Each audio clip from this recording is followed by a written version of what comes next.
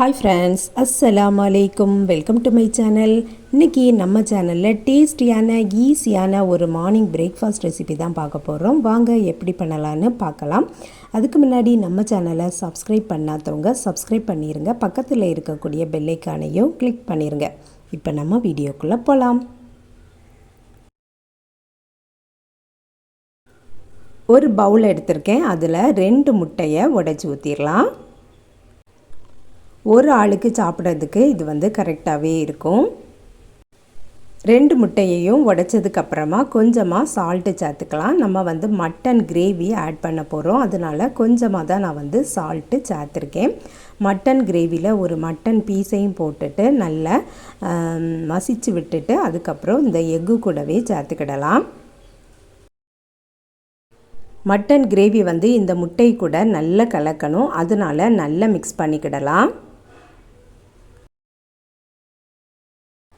இதிலையே நீங்கள் வெஜிடபிளோ இல்லைன்னா ஆனியனோ கட் பண்ணி சேர்க்குறதா இருந்தாலும் சேர்க்கலாம். இல்லைன்னா ஃபைனலாக நம்ம சேர்த்துக்கிடலாம். நான் ஃபைனலாக தான் சேர்க்க போகிறேன். ஒரு தோசை தவாவை அடுப்பில் வச்சாச்சு. அதில் தேங்காய் எண்ணெய் சேர்த்துக்கலாம். தேங்காய் எண்ணெய் நல்லா சூடானதுக்கு அப்புறமா நம்ம மிக்ஸ் பண்ணி வச்சுருக்கக்கூடியதை சேர்த்துக்கலாம்.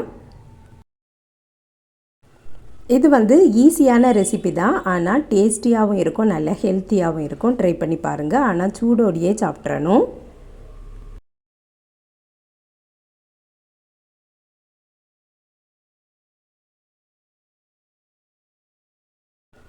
எண்ணெய் நல்ல ஹீட் ஆயாச்சு. நல்லா மிக்ஸ் பண்ணி கொடுத்துட்டு அப்படியே பரவலாக ஊற்றி விட்டுறலாம். முட்டையை ஊற்றுனதுக்கப்புறமா கீழே லேயர் கரெக்டாக வந்ததுக்கப்புறமா அதை அப்படியே சுருட்டி விட்டுறணும். இதை நம்ம திருப்பிலாம் போட வேண்டிய தேவையில்லை. நல்ல குக் ஆகக்கூடாது. ஒரு 80% குக் ஆனால் போதும்.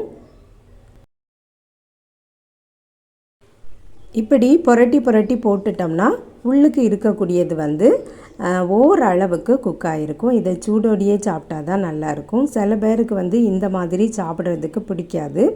அவங்க இன்னும் கொஞ்சம் கூட வேணால் வேக வைக்கலாம்.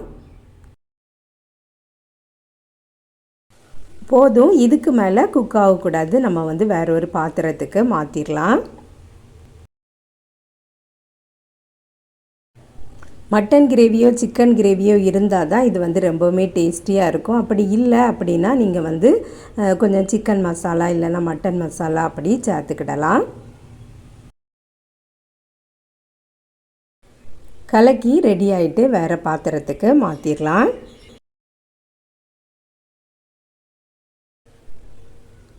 பீஸா போட்ட மட்டனோடி சூப்பராக இருக்குது பாருங்கள். இதுக்கு மேலே நான் கொஞ்சமாக ஆனியன் கட் பண்ணி சேர்த்துருக்கேன். அப்படி ஆனியன் போட்டு சாப்பிடும்போது ரொம்பவுமே டேஸ்டியாக இருக்கும். ஆனியனும் நல்லா ஃப்ரெஷ்ஷாகவே இருக்கணும். கொஞ்சம் மல்லிக்கீரையும் தூவிடலாம். அவ்வளவுதான், ரெடி ஆயாச்சு. இனி சாப்பிட வேண்டியது தான். நல்ல டேஸ்டியான முட்டை கலக்கி ரெடி ஆகிட்டு நீங்களும் இதே மாதிரியே ட்ரை பண்ணி பாருங்கள். ஃப்ரெண்ட்ஸ், இந்த வீடியோ பிடிச்சிருந்தா லைக் பண்ணுங்கள், ஷேர் பண்ணுங்கள். நம்ம சேனலை இது வரைக்கும் சப்ஸ்கிரைப் பண்ணலைன்னா சப்ஸ்கிரைப் பண்ணிடுங்க. நெக்ஸ்ட் வீடியோவில் வேறு ஒரு ரெசிபியில் சந்திக்கிறேன். அஸ்ஸலாமு அலைக்கும்.